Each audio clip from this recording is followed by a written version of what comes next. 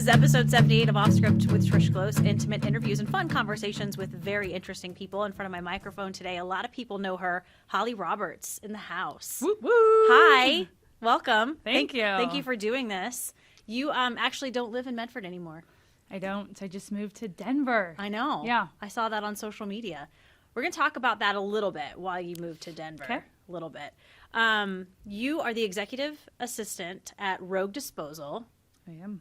Specifically the assistant to Stephen Gamby. Correct. Yes. And he's like the head honcho there, He's right? the big guy there. Yeah. Do you know, is this his company? Did he create it or did he take it over? This is a family company. It's been the family for 80 years. So his 80 years. grandfather started the company. Yes. So it's been the Really? family for 80 years. Has Yep. it always been at that site that's like White City area? No, we've moved. The transfer station's been out there. Let's see. I've been with the company for 13 years, so more than that. So 15 years maybe the transfer station's been out there.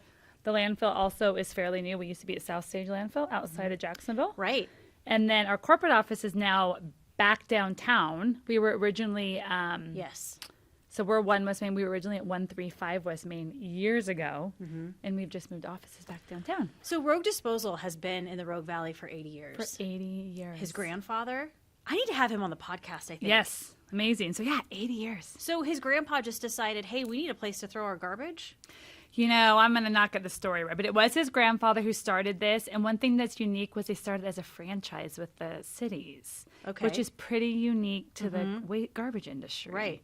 And Garbage it's is a big always- deal. Yeah. And especially now with recycling and all of that, like Yeah, it's a big deal. It's a big deal, yes.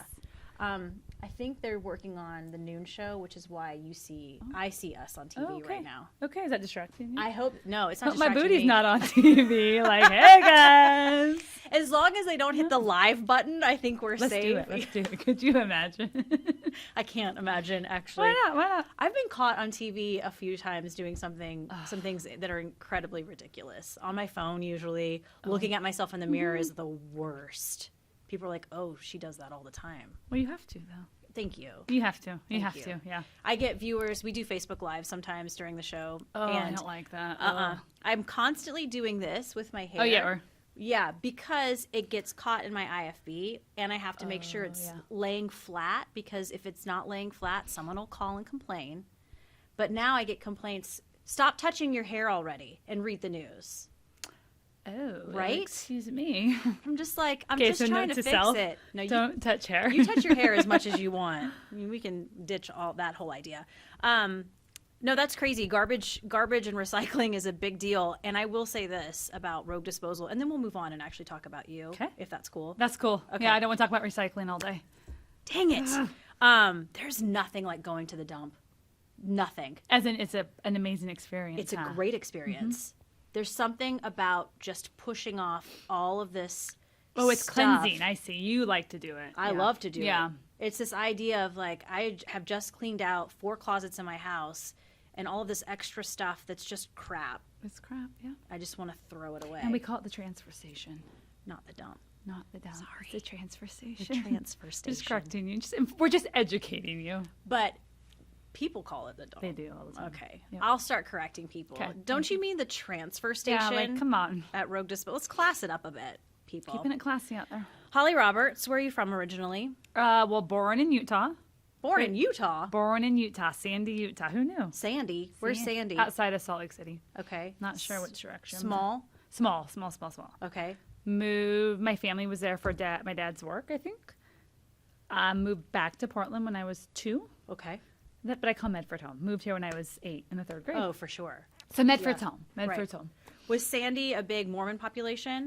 I think so. I mean, we're not part of the Mormon church, but I think so. Yeah. Yeah. Yeah.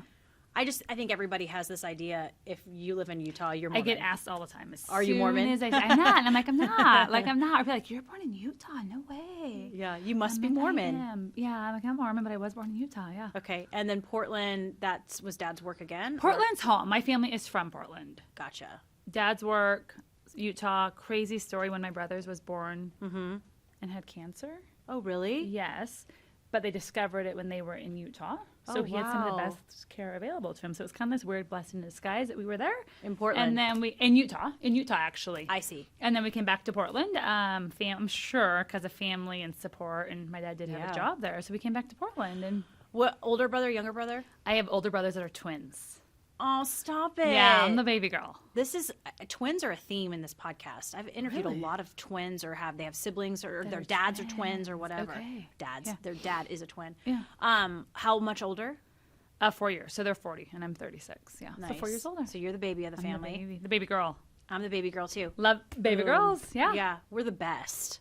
Sorry. I think so. I mean, I have had this conversation too on this podcast before. We're fun and fun-loving and Oh yeah, outgoing. We're kind of a big deal. We're kind of a big deal, I think. So one of your brothers had cancer. What kind of cancer? I knew you were going to ask me. And you don't that. know? I always ask my mom. It is a pediatric specific cancer. Okay. Maybe halfway through this podcast it'll come back to me. It's but fine. He's been, obviously in remission for years. Yeah, that's great. Yeah, he's a cancer survivor. Awesome. What was it like growing up with twin brothers, older brothers? Were they nice to you? Yeah, I'm not. My family as a whole is super close, but I'm not really close. I was never super close with them because I didn't have each other. Yeah, they are tight. Holly Schmolly. Yeah, who's Holly? Like Holly true. what? God, I don't ever remember them like picking on me. I mean, occasionally like any sibling fight, but I don't remember them being like obnoxious. Was that tough that you weren't like closer with them? No, no. You don't care. I mean, my family as a whole is super close. Yeah. But like, we weren't like hanging out in high school together. But we were always 4 years apart, so we never like went to high school together or anything. Right. My brother is 5 years older than me. We weren't. I mean, we fought younger, but we were never super close in high school and college and stuff like that. Yeah. What did Dad do? My dad, fire protection.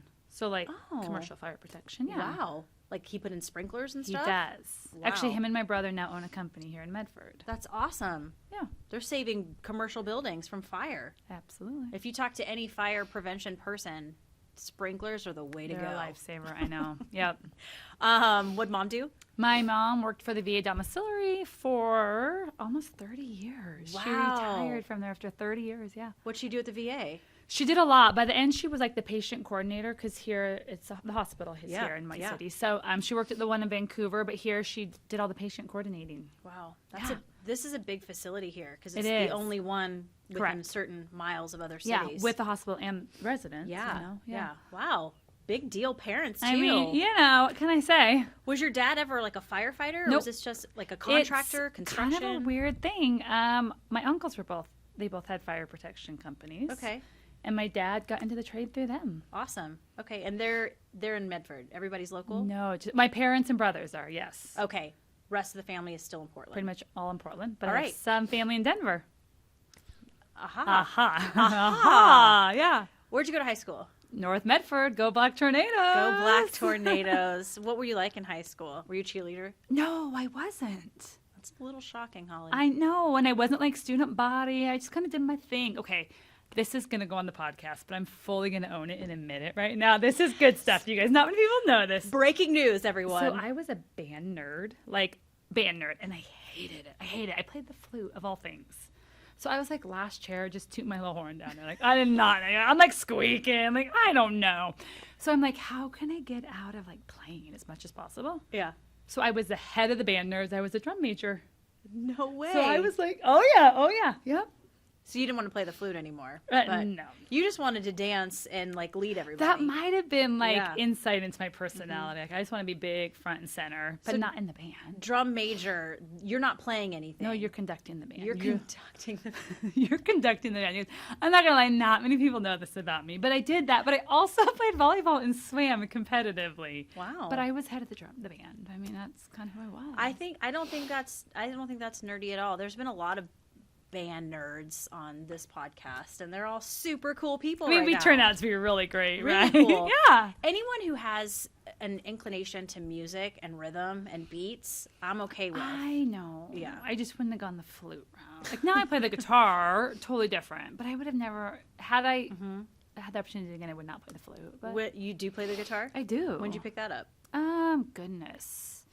in college, I got a guitar for Christmas, and I've always wanted to lead I want to be in the worship band someday, like up front at church, like jamming. Nice. So I got one, and I do play. I took lessons, and I started with like the preschooler kids. I mean, they are like the best audience ever. They don't care. They don't judge. Like Old MacDonald Had a Farm. Yeah, or Jesus Loves Little Children. Perfect. Or, Mary Had a Little Lamb. Like, they're easy. Yeah. Then that's where you But learn. that's about as far as I've gone. So I got to pick it up again. You do need to pick it up. Yeah. It is. This is going to sound really strange. On my bucket list, I would love to be a part of a big gospel choir. Oh, the choir thing. I would love it, but I can't sing. So it's like, I can have my guitar, turn off my mic, let everyone else do their singing, and I'm just gonna strum. See, I want to be clapping. I want to be singing. I want to just be, those big. I know. That's what I want. That's Okay, on my have you ever been bucket to a list. gospel brunch? No. What is that? Oh, girl. Think about it. Okay.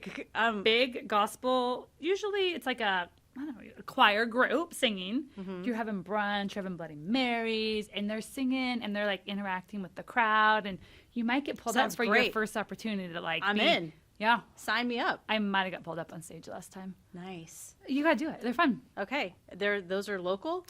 No. No, you got to go to You gotta Portland. go to a big city. I don't know. They have a House of Blues. Wherever there's a House of Blues. So like Oh my God, Vegas, this is LA. genius. This is big deal. The Stubbs Barbecue in Austin, that's probably the best. Oh, for sure. I mean, Yeah. But any House of Blues has them. All right. I'm going. I guess next time I go to Vegas. You're going gonna to love it. You're House of gonna love Blues it. Gospel You're gonna love brunch. So high school, you're drum major, not student body president. Were you a good student? it. Yeah, straight A, Ooh. with the exception of 1B. Oh, Wow. devastating. Not gonna lie, devastating. Where did that B come from? Well, it was in junior English, and I didn't even know this was gonna happen. Like, she documented for plagiarizing my paper, even though it was cited. I mean, yeah, I was devastated. She said you were plagiarizing? Yeah, because there were more than 4 words in a row from my. Yeah, I was like, Oh, crazy. crap. I mean, heaven forbid. I think I've done that Yeah, before. I think everybody has. But if you cite it, it's not plagiarizing, is it? No. Because you have to have So- sources in a paper. And I as did long all as my you sources and cite everything. them- Mm-hmm. Huh. Interesting. But I couldn't. It was like 90% of my class grade, and so. Do you ever now talk to, high school students and they're like, yeah, I have to write this paper. And while I miss being young, that's one thing I do not miss at all. Is the papers. Writing papers, homework. I don't miss that crap at all. No, not at all. At all. No. Where'd you go to college? Did you go to college? University of Colorado in Boulder. Oh, all of the connections Go are Buffs. coming together Yes. in Boulder. Why Boulder? Why go to Colorado? Well, I knew I wanted to get out of Oregon just to have the experience. So I flew out to visit my family there my junior year in college. And my mom's like, take her to the campus. Go visit. Mom was down for this? Yeah, Okay. absolutely. And I think my parents have always known that I would leave. And are even now are completely supportive and not super surprised by it. So they did. And I don't know if you've ever been to Colorado. You come over this hill into Boulder, and it's like, it's beautiful. It's phenomenal. It's beautiful. It's a beautiful day. Campus is lovely. So we toured the campus, toured the city. I was like, this is amazing. And then I had the kind of security blanket of family there, so that helped. And then they had the major that I was interested in. Which was? Oh, this is going to get good. Kinesiology and integrated physiology. Really? Yes. What did you want to do with that? So originally I started pre-med. Uh-huh. And then I just kind of redirected my thoughts, and I was thinking like maybe physical therapy. Okay. And then after spending time in a physical therapy clinic, I was like, not for me. Nope. Not for me. What was it that wasn't for you? I was more interested in more like sports rehab and that kind of stuff. And if you want to be honest, most people who get sports injuries are pretty healthy. Mm-hmm. They recover pretty quickly, and they're not spending a lot of time in the PT clinic. PT clinic, as you can imagine, is a lot of geriatrics. It's recovering from hip and knee surgeries, Yeah. which is beautiful. And everyone's got their calling, but it was way too slow, way too monotonous for me. I was like, and not as a physical therapist, there wasn't, from my experience, as much patient interaction. They kind of get the patient rolling, and the patient does their exercise, and they check in on them. So it just didn't fit me. And then I looked into kind of orthopedic sales, and I was interviewing. I was like, and it was right when the economy crashed, And so I would get flown to these final round interviews, but I'd always be up against someone with sales experience. And I was like, well, I don't know how to get sales experience if you're not going to take the risk. Yeah. But if they have someone who's got the education and the sales experience. So somehow one thing led to the next, and I went to work for the Gambys. Right. So you graduated with a degree. Graduated with a 4-year degree, did what I swore I would never do, and I moved back to Medford. Oh, man. Great place, but... Did you know you had this job when you moved back? No, I did not. Okay. So were you a little lost? Did you graduate and were you like, what am I going to do with myself? No. Okay. So I was a nanny for years. Okay. Nannied, I guess babysat all through high school. Like, I know every kid in Southern Oregon. Really? Oh, yeah. Well, they're not like young adults. So I know every kid in this community. And then I nannied through college. And when I came home, I just instantly started nannying. Because I might go back to college. I might go back to school. I don't know. I might go get my master's. So I was totally content. Yeah. And then about 2.5 years into it, I was like, okay, this gig is great. But something's got to change. Something's got to change. And I used to watch the Gambys kids. Okay. And so they liked you, obviously. Yeah, but it was actually their daughter that was like, you should go to work for my dad. Really? Yes. Why did she say that? I don't know. And I was like, what am I going to do for him? Like, well, I mean, that's great, but garbage company, I have a medical science degree. Like, talk to me, girl. Talk to me. She was like, well, he just needs, like, assistance with meetings, scheduling, stuff. She's like, you could plan events for the company. At the time, Lauren was 12, 10, 11. She was young. But her mind was going, like, oh, my dad needs That's you. Insightful. Yeah, and he called me the next day. I interviewed, and I was like, I got to do this. I got to follow my gut and do this. So what was it about this job that you were like, I have to do this? There was so much. An amazing family. Yeah. That I was just super close with. Amazing company. When I went to the interview, and I started meeting people and talking to people, people retire there after 30 plus years. That's great. You don't hear of that anymore, you know? That's a big thing. Yeah, so the company as a whole, and then I was like, this job sounds kind of intriguing to me. And I would say both Steven and myself and probably a lot of the management team were like, okay, we got it for a couple of years. We're going to take advantage of the opportunity, but it's not going to last long term. You've been there how long? 13 years. Wow. Yes, 13 years. Wow. And you still have this job, even though you're not technically living in Medford anymore. Correct. I still am in the same role at the company, and I just do it all remotely. Do you think, when you took this job over the last 13 years, do you see that all the changes that you've made specifically within this company? Because obviously you've had some sort of part in changes. Yeah, absolutely. I don't know how much I've implemented change, but my role has changed and my involvement in everything How so? has changed. I mean, when I first started, I was literally Steven's assistant. Okay. So anything about his life, his scheduling, his meeting, all that. So that's what I did, and it was wonderful. And I still do all of that. But I guess... what would you say? I'm the kind of the project manager for all our marketing and branding. So I coordinate with our team primarily up north in the Portland area and all of our employees. So anything that has our logo on it. Right. Anything that has, think about it, anything that has our logo. There's a lot. Goes through me. Wow. So I project manage all of that too. So I do that. I'm super involved in the community. You really are. Yes. So part of that just came with a passion of mine, but Steven supports it tremendously. So I wouldn't say it's part of my job, but it's very supported by my job to do all that. And did you guys, while you were there, did you change the logo? Did you change the brand? We did a brand refresh. So I would say most people might not even notice. Just a little update to the logo. And then we did kind of a color schematic. So all of our companies have different logos. Like Rogue Disposal is red. Rogue Shred, our document shredding service, is blue. Okay. The transfer station where you go to dump your garbage, the dump is orange. So we kind of did that for consistency, but yet also for each entity to have their own identity. Interesting. But it was enough that everything had to be refreshed. Does it feel good knowing that, because, I have similar roles where you're kind of in charge of a few people, or it's not like you're the boss, but you do have people answer to you. Right. Feels good. Sometimes. I'm learning. And I'm going to be honest, I'm a control freak. And I'm a little... You're in good company. And I'm okay, let's be honest, I'm a lot type A. So I'm learning to adjust and learn, not everyone does things my way, but it's still, okay. You're speaking my language. And it's still okay, though. It's just okay. because they do it, just because it's your way doesn't mean it's the right way. Well, it's the right way. But it might not be the only way, right? Like, it's the right way. Well, I find myself, and this is why I get stressed out, because I'll ask someone to do something, delegate. Delegate's hard for me. Yes, because I'll just do it. I'll just take it on because I'm going to do it right. Right. And I'll be efficient about it. Mm-hmm. But if I delegate and then I do this, like, just let me do it kind of thing, and then I take on more and I take on more. You keep taking on, yeah. When, we have to learn that just because someone's not doing it your way doesn't mean it's wrong. It's wrong. I know, and that's hard. But that's what I have to learn working from afar. Mm-hmm. I have to be able to delegate, and I have to trust and have confidence in that. Because I can't do it. I mean, there's some things I just can't do. Yeah, and you have to trust that other people it's going to be fine. And I've kind of turned in, I see it, but I've kind of turned into that micromanager, which I don't like. Yeah. Because I don't like to be micromanaged. Yeah. You know? So it's a learning process. That's a huge learning process. I tend to micromanage my husband in the kitchen. Oh, because you're a chef. It's bad. You know, my mom has a really good story.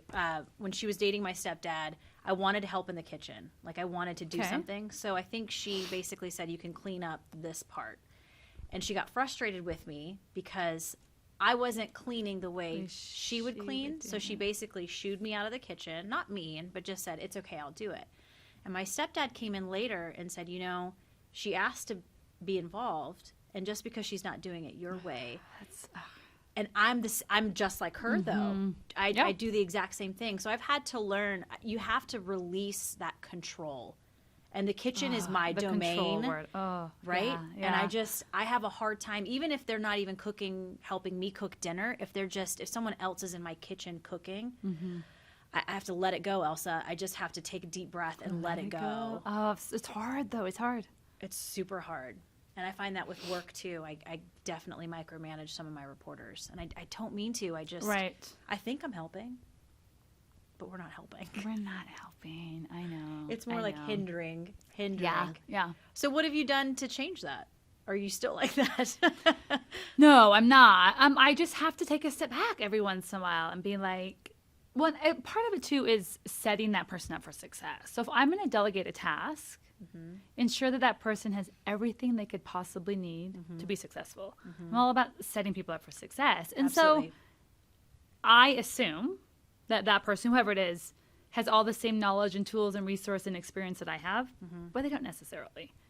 So I've learned now it's better to give more information up front than have them fail and then me be frustrated and then be frustrated. Like, well, didn't you know this, and this? And they're like, no, I didn't know that. And I'm like, okay, so now I'm learning, like, provide as much information up front as possible. If they don't know that, that's on you.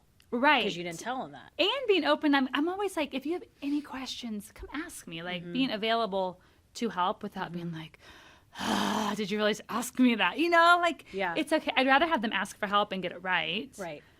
But there's certain things I'm like, change has to be okay. Like, I do a lot of nonprofit work, and I'm like, I'm pretty set in my ways. Like, no, this is how we do that auction.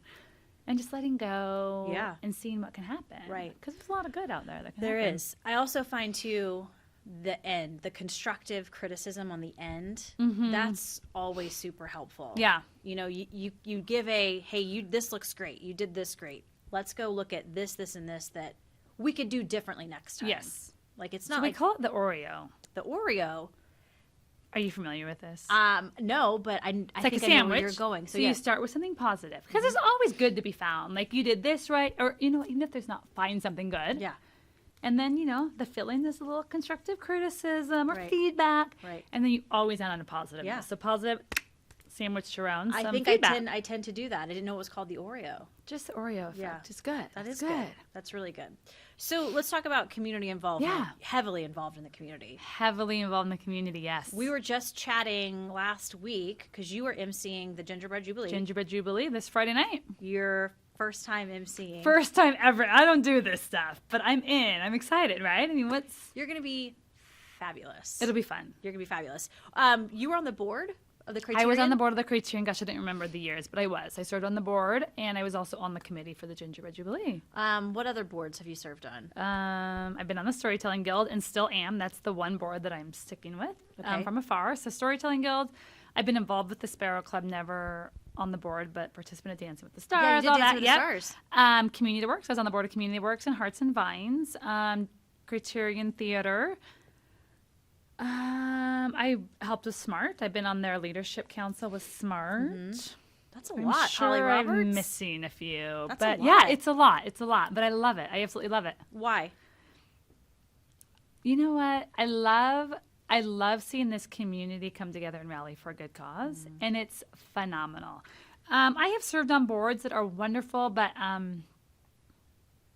it's just not my passion, which is okay. And I figured out my passion is really children and women in need. So, like I love the Storytelling Guild. Have you ever been to the Children's Festival? Yes, I've covered it. Yeah. So you go out there and you see these children's faces light up to make macaroni necklaces. But I mean, it's just like so trivial, but they love it. And to provide children that opportunity and to also know that it's been going on for 50 years. I mean, that's pretty phenomenal, cool. That's pretty cool. Or, you do Dancing with the Stars and you hear these sparrow stories and you're like, I can do anything. And if these kids can make an impact on that sparrow's lives, I can get out and I can dance and I can raise money and I can do this. For sure. You won, didn't you? 1 year? 2 years? 3 years? Well, I have participated twice. I won the Mirror Ball last year. And the first time I did it, I think we got third place judges' choices. However, both years I was a top fundraiser. Nice. Because that's what it's about, right? Yes. But you do those events and you're like, we live in an amazing community. We really do. I think the same thing because I have emceed some events at Oregon Wine Experience. Oh, that's the other one I'm involved in too. Yeah. Yes. Oh, that one too. That one too, yes. I don't know if you remember, because you were probably, I think you had your arms full, literally, with a Labradoodle puppy. Oh, that was so fun. Just for those who don't know, the Labradoodle puppy went up for auction. It was one of the auction items, and it sold for $15,000. $15,000. That was fun. That was a lot. We had a lot of fun. But I don't know if you remember the young man who stood up there with me to tell his story. He was like a teenager, right? He was a teenager Yeah. from Klamath Falls. Cameron, I believe, is his name. I hope I got that right. But essentially, he got help through Children's Miracle Network and had a whole bunch of treatments, is doing well right now, and is going to school to become a doctor because of what he went through. It's impactful, yes. Yes. I was almost in tears, and I got goosebumps when he said that because I didn't realize that at the time, and he just kind of said it on stage, and I'm like, that's what this is about, people. Absolutely. Well, you look at little Chloe. Chloe. I mean, we What a love mess. Chloe. We love Chloe. Chloe. But that's a girl who's fought the biggest battle of her life. Yeah. Yeah. And she's choosing to have joy every single day. Of her Every life. single every day. single day. Every single second, she chooses joy. She just tried out for the Nutcracker, so Of course she I'm did. waiting. I'm waiting to find out what. Wait, a local role. performance of the Nutcracker? Oh, yeah, Yeah. I'm sure she did. Yeah, she's And quite she'll the do dancer. phenomenal. She's quite the dancer. But she's confident. I mean, how how many of us would be she's shut down? more than confident. No, I love her. She's always like, Yeah, hey girl. she's the best. Chloe is the best. Selfie. No, she's the best. But she has fought the biggest battle of her life. At 5. She was But 5 yet, years old. there she is spreading so much joy. Oh yeah, Well, she's that's super powerful. joyful. It's very powerful. And so I agree with you. There's a reason. There's a lot of events that I'm involved in, and I only do the ones that I'm super passionate about. You got to pick and because they're all worthy causes. That's the thing I All tell of them. people. I'm like, every nonprofit in this community is a worthy cause. Whether it's the Criterion Theater, it's Sparrow Club, it's CASA. I'm a CASA too. See, they're all coming in. They're all coming in. You're an advocate? I am. I haven't had a case in a couple of years. I loved it. Absolutely loved it. It just, I was doing community family court, which is very time intensive. Yeah. And I just didn't have the time to. CASA's tough. CASA, I would argue differently. Yeah. I would say it's the most rewarding thing you'll ever do. So CASA, for those, it's court-appointed special advocate, and you're essentially assigned a case where, for a lot of children, they don't have a voice in court. So mom may have an Correct. attorney. The state, obviously, there's a prosecutor there. Correct. But the child doesn't have Everyone's anyone. assigned somebody but the kid. Yeah. So as a court-appointed special advocate, we are in essence a voice for the child. The parents basically sign rights so that we can speak on their behalf. We can attend school meetings. It all just depends on the severity of the case and what they're going through. I used to attend physician meetings with my parent. I can't make decisions for the child, but I can kind of guide the parents. And we are the voice of the child in the court. And there have been cases where things are kind of going one way and the CASA speaks up. and things change. But everyone always says so challenging. And I'm telling you right now, it's the most rewarding thing you'll ever do.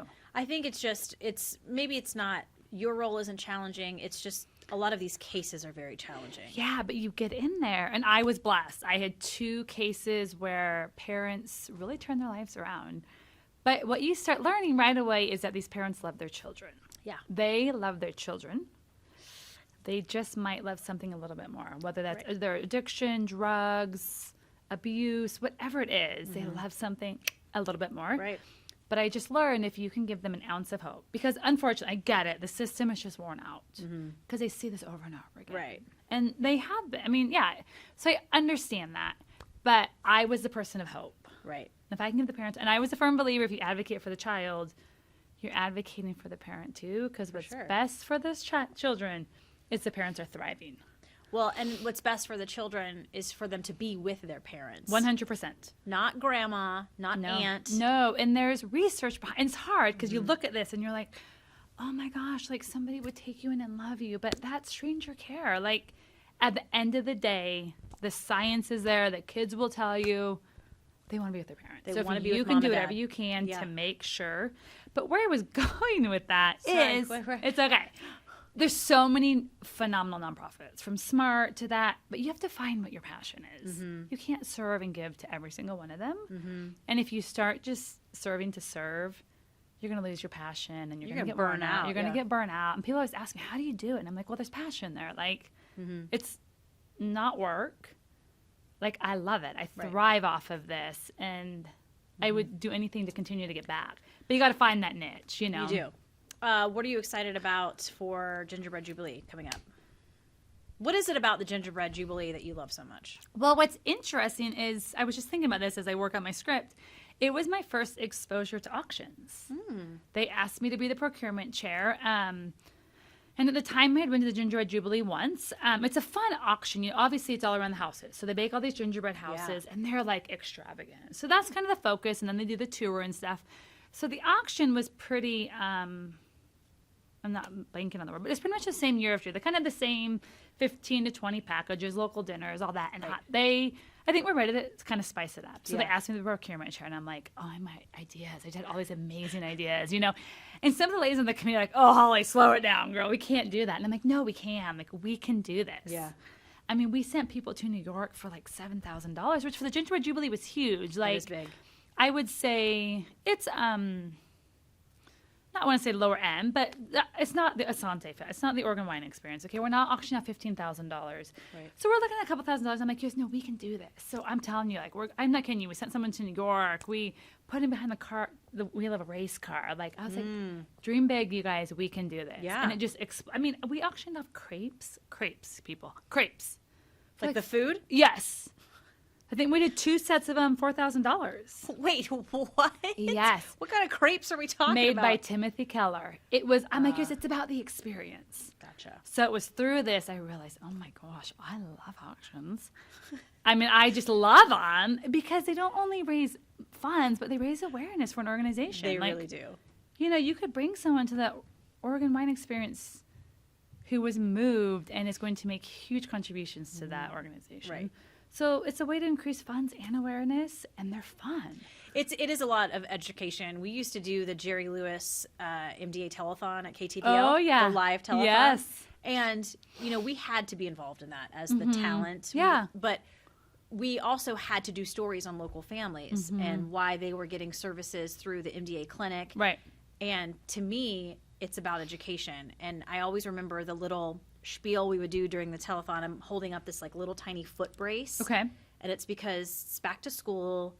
While you're shopping for shoes, there's parents who are shopping for braces because they are living with this disease. Yeah, right.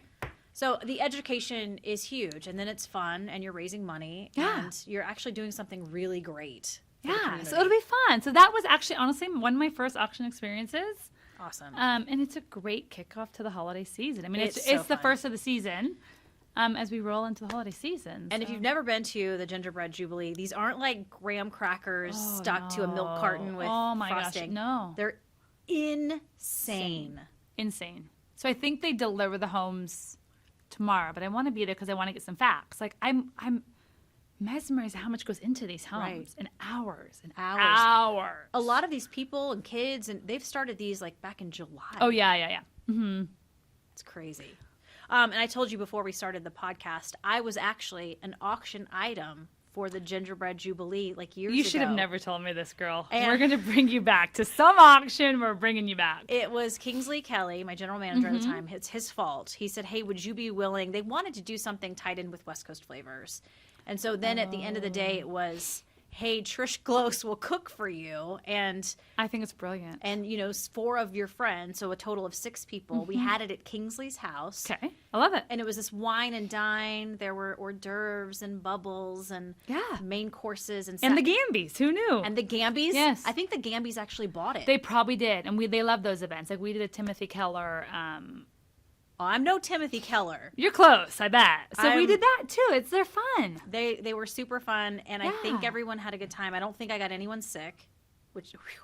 I'm telling you, we're going to bring this back. Okay. We're going to revive this package. Well, I just wanted to say thanks to the Gambies for being super kind and buying it. But it was fun. Yeah. We had a great time. And I think some of the reporters who worked there at the time, they were my With, servers. the servers. Bussing the tables, pouring the wine. And I would come in and I'm like, okay, everyone, this is what you're eating right now. You owned it. That's the thing, though, about these was fun. packages. Like, I'm like, yes, people don't want to fly to Hawaii. I mean, they do, but they're not going to buy it in an auction. Like, they got to look at their calendar, figure it out. But they want an experience they can't buy. You're right. Well, I can't just have you, Trish, come cook dinner in my kitchen. Like, that's a big deal. It was fun. I don't know how big of a deal it was, but it was a lot of fun. But yeah, so I was an auction item. That's awesome. One time So in my fun. life. I don't remember how much it went for, and I don't want to know, but I might find out over the next couple because if days. it was like $50 goes to the Gambies. No, it wasn't. It wasn't. It was a lot of fun. It was a lot of fun. That's So awesome. good luck on Thank you. emceeing. That'll be fun. Yeah, You're gonna look fabulous. You're gonna be fabulous. I can't wait. She actually bugged me for some I pointers. did because you're kind of the expert at this. Not really, but it was fun chatting about MC events because I love doing them. Okay, So. I'm gonna channel your inner energy and the drink. Remember the drink? I got the drink. Yes, I told. Now I'm really spilling a secret. Oh, this is can a we tell? secret. Yeah, it's fine. No one's listening. Yes. My cocktail for emceeing is I always have a pretty big coffee, a cold brew coffee, something really strong. So I get all like amped and I'm firing on all cylinders. And then about an hour before I go on stage, I have a glass of wine, a small glass just of wine. kind of chill the nerves. To chill the nerves. Okay. There's probably, if there's doctors out there listening, they're like, oh, God, no, stop. There'll be a few doctors in Don't. the house, too, so they'll be fine. They'll be fine. Well, I want to say thanks for all your community Absolutely. involvement. Thank you. Because you do a ton. I do, but I love it. I love every minute of Well, it. that's the best kind of do. A cheerful giver, right? Thank you. I love it. Yeah. Let's talk about this move. You just Okay. recently moved to Denver. Did. When? Oh, I think I drove out like October 20th. It's new. Very new. Drove out. I saw it on Facebook where you were just like, it's official. Yes. I'm like, wait, what? Yeah. Why are you moving to Denver? Why have you moved to Denver? I get this question a lot. Yeah. Because if you look at it, my life is pretty phenomenal here. It's great. It's amazing. I'm so blessed. It's a change of scenery. It's a change of pace. It's I'll be completely honest with you. It's more social opportunities, including hopefully more dating opportunities. Right. But social. A lot of it's social, and just getting a different scene, different vibe, change of scenery. I think there's a lot of people here that are nodding their heads going, yep, Yeah. I feel ya. What is the dating scene like in Medford? Non-existent? It's pretty much non-existent. I mean, you said you're 36. 36, yes. You've been, I always think back to the Sex and the City episode where Charlotte's like, I've been dating since I was 15. You're just, I saw a card like something about like, oh, you're still single or something to that effect. But it's like you put yourself out there and there's just not a lot going on in Medford. Have you put yourself out there? Oh, absolutely. And I'll be the first to admit I've done the online thing, the swiping right, the swiping left, the profiles. I don't like to, especially in a small town. Where everyone knows everybody, but you have to, people are always like, oh, I have someone to set you up with. Like, I want you to go on this date. I'm like, I'm in. I am always willing to meet people. It just hasn't worked out.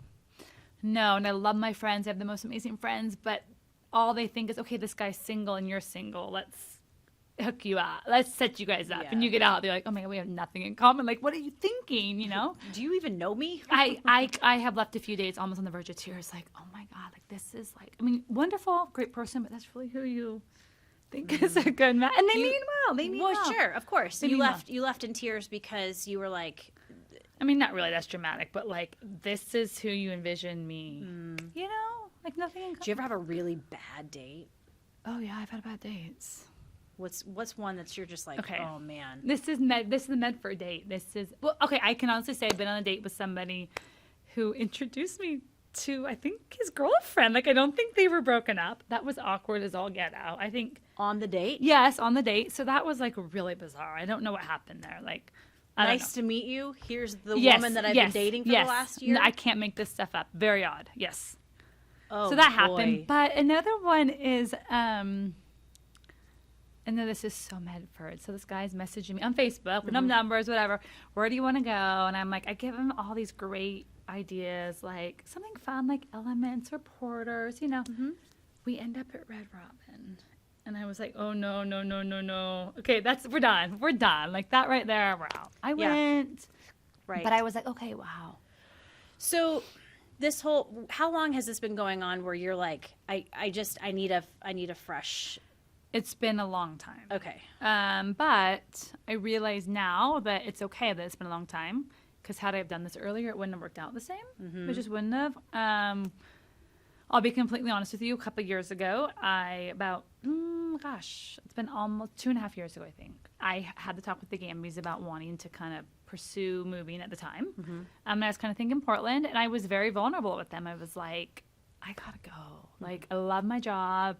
I mean, my family's here, my friends are here. I'm like, people kind of look at me like you're crazy, Holly. Like, you are letting go of everything. But I'm like, I'm not losing or letting go of anything. My family's still here. So that's when I first kind of had the tug at my heart. But even it took a couple of years up to that. Like, I didn't want to let anyone down. And I'm also like, Holly, like, you're moving for hopes of better, but your life's really amazing here. So it took time. Well, see, I don't see it that way. I mean, you and I, we talked about this when I met you.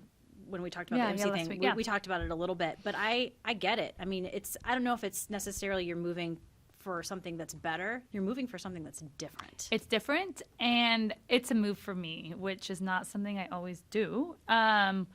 It's for me. It's kind of a selfish thing right now, but I have the support of everyone and everything in place to make it be successful. I would have never done it at this point if I didn't know that it was 100% possible and that we could make this work. Do you tend to put yourself last? Yes.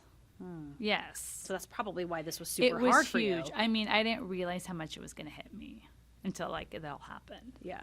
Was it emotional? Yes. Way more emotional than I anticipated. At first I was kind of grumpy and I was like, why? Like, I was just in a bad mood, irritable. And then I just let it go. Like, don't try to fight these feelings. It was very emotional. Did you were you emotional in Denver going like buyer's remorse, like, oh gosh, what did I do? Or was it emotional here? Okay. It was emotional leaving. But it's like once I did it, no, I can honestly say I got to Denver and I was like, this is right. Like, everything feels right. I'm ready to go back, it's hard because I want to enjoy Medford. And I do, but right now I'm kind of like, I just want to go back. I want to go back. I want to get settled. I want to get my life started there. Yeah. Which is a good feeling. That's how I should feel. So no remorse in terms of moving at all. It's just, it was hard to kind of say those goodbyes. Although they're not really goodbyes. They are. I mean, I'm not here every day anymore. So it hit me like a train wreck. I was like, oh my gosh. So I just had to go. Like, I didn't even say goodbye to some people. I was like, I just got to go. This is too emotional. Like, I'm ugly crying. I'd be like packing boxes and I'd just start crying. I was like, oh my gosh. Yeah. Yeah. That's big. But this time, it is big. I mean, I have friends and family in Denver, but I'll be living downtown doing my thing. You don't know anyone. I don't know anybody. That's kind of, I'm a little jealous of that. It's exciting, right? It's super exciting. Super exciting. Yeah. Yeah. You kind of you're like a restarting. Restarting? It's like Control-Alt-Delete. Oh, I like that. But I still have everything still here. Yeah. You still have your job. Amazing. I still have my job. And that's the thing, like, I didn't want to lose any of that. I'm like, well, that's crazy, Holly. You can't just, like, move and keep everything the same. But I'm like, oh, no, but you can. And it took 13 years in my position to figure out that I can tell you, even 2 years ago, I don't think it had been successful just because I've learned even more. So I can very successfully do it from afar. Timing is everything. Timing is everything. Timing is everything. Awesome. Yeah. But you are here for just a couple more weeks, and then you're going back. And I think the idea of you being excited to go back says a lot. It's a good feeling. Yeah. Well, that's awesome. Congratulations. Thank you. I don't think a lot of people, we don't soul search enough, right? To figure out what we really, truly want. Right. And I'm going to be honest, it's scary. Like, there's moments I just sit down and go, what did you just do? But when you listen to that tug at your heart, you're like, this is right. There's I don't know if you listen to Joe Rogan. Sometimes, yeah. My husband is a huge fan, and he had someone on. Her name's Valentine Thomas. She's, I think, French-Canadian. She was an attorney for a long time. She gave up everything, absolutely everything, to become a spear fishing person. Okay. Yeah, I didn't do that. She spear fishes. Okay. Deathly afraid of the ocean, and but it's something that she does now, and she's very famous for it, and she catches her food every single day. Oh, that's all. Like, she doesn't she's not fishing hundreds of pounds of tuna. She's catching a fish a day to feed her. Yeah. And it's something that she was super afraid of. And I follow her on Instagram, and she wrote, there's a picture, and the caption said, "The hardest part is figuring out what you want to do." Right. And so that's really sticking with me. I think if the hardest part is figuring out where am I supposed to be and what am I supposed to be doing. And once you figure that out, it's kind of like, all right, let's go. Let's get there. Yeah. Yeah. Depending on where you're going. I mean, it takes a lot to just pack up, and it takes a lot to, and I didn't have to, I'm so flat, but to quit things. And I don't like to quit things. I don't like to resign from things. Her situation is extreme. Yeah. But she discovered what she was doing wasn't fulfilling her. Yeah. And so she had to quit all of that in order to restart. Point. Yeah. You have to. But I just love that idea of hey, the hardest part is figuring out what you want to be doing. Right. And then just get there. Because I'd say most of us don't know. Right. Yeah, most of us don't know. I mean, I've been doing this for 17 years. I love it. Is this what I'm supposed to be doing? I don't know. Right. I think so. Anyways, deep stuff. Fun stuff, though, right? Right? Yeah, good. Kind of crazy. Good conversation. We're going to wrap up a little bit. But once again, thank you for your community service. Absolutely. That's huge. Yeah, I think if everybody could take a little piece of that and just help out in their community here and there, find what you're passionate about. Make a huge difference. Huge difference. And congrats on the move. Thank you. It's exciting. It's really exciting. This area is going to miss you, but you're still involved. I'm still involved. Heavily involved. Yep. And go to the Gingerbread Jubilee. Yeah, come see us. Come tour the houses. I don't know the dates, but it's Saturday, Sunday, Monday, I think. Yeah. Okay, final 3. Okay. Best advice you've ever been given. Okay, this is a tough one, but it changes too. It's all about the season of life you're in, right? So I have 2. One is my favorite Rachel Hollis quote, and it's other people's opinions of you are none of your business. Nice. And I get wrapped up in, if I do this, what are people going to think? Especially with this move or with anything. And another one my friend keeps telling me, I think it actually came from Oprah, I'm not sure, but she always tells me this. It's kind of in the dating realm. But when people reveal themselves to you, when people reveal their true selves to you, believe them. And it's like, whoa, you take a minute, you observe it, okay, I'll be honest, a lot of it's been the dating scene, but things are going well, and all of a sudden a flip switches. Well, don't try to justify this. They just showed you who they are. Fantastic. And believe it. Don't try to make it into something it's not. Just believe it. It is what it is. That's good, bad, ugly. Right. Absolutely. Yeah. If you see someone and they say something that's really nasty, they just showed their true self. They just showed their true self. Ooh, that's good. And it's business. It's everywhere in life. Friendships, business, everywhere. But for me, it's been very applicable in the dating world. Rachel Hollis has a quote. I'm going to paraphrase it. She says, "Don't be half of yourself because people can't take all of you." Oh, yeah. She's always about, don't change because people can't take you. Right. They can't handle your awesomeness. That's one of my favorite quotes. It goes back to that, you could be the sweetest, ripest peach on the planet. Not everybody likes peaches. Not everyone's going to like, exactly. Good stuff. And the better you are, the more people start judging. True. I mean, they do, and criticizing, and yeah, absolutely. The happier, the more successful. Yep. Yeah. Yep. People they tend to be pretty judgy. If you ever left this place, Southern Oregon, what would you miss the most? What would bring you back here? Honestly, I've already missed it, and I've only been gone it's the community. And by that, I mean, yes, the nonprofits, the involvement of our community in the community to make it a better place, but my friends, my family, my job, But I'm telling you, Medford is a phenomenal community to live in. It's pretty great. It is. And you start seeing that when you get into other communities. They're just lacking that. Like, no one's heard of a Labradoodle being auctioned off for $15,000. It's insane. Do you think you'll move back, or do you think you're just living in the moment right now? I am just living in the moment, girl. That's good. There's no stress in the moment. No stress at all. All right. Yeah. Final meal, final drink. Oh, this is easy.